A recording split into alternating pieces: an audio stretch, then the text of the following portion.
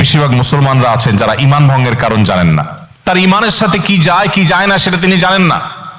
অনেক প্রবাসী ভাইরা আছেন যাদের হাতে আমি চুড়ি দেখি, এমনকি নামাজ পড়েন এমন ভাইকেও আমি দেখি যে তার হাতে বিভিন্ন রকমের চুড়ি, অনেকের হাতে বিভিন্ন রকমের সুতা বাঁধা।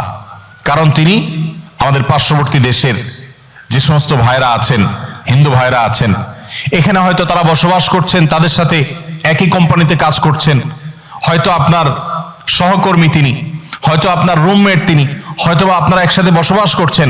তার হাতে সুতো দেখে আপনি আপনার হাতে সুতো বাঁধছেন, তার হাতে চুড়ি দেখে আপনার হাতে আপনি চুড়ি ধারণ করছেন।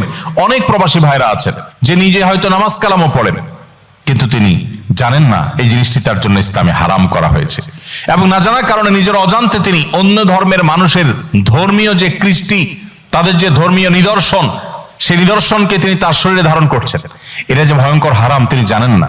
এরকম অনেক কাজ আছে যে কাজগুলো আমাদের না জানার কারণে আমরা করতে পারি না। এই জন্য এই ধরনের পরিবেশে আপনার ঈমানকে বাঁচাবার জন্য, আপনার আইডেন্টিটিকে রক্ষা করবার জন্য আপনাকে ইসলামের বেসিক নলেজ অর্জন করতে হবে, মৌলিক ইলম অর্জন করতে হবে।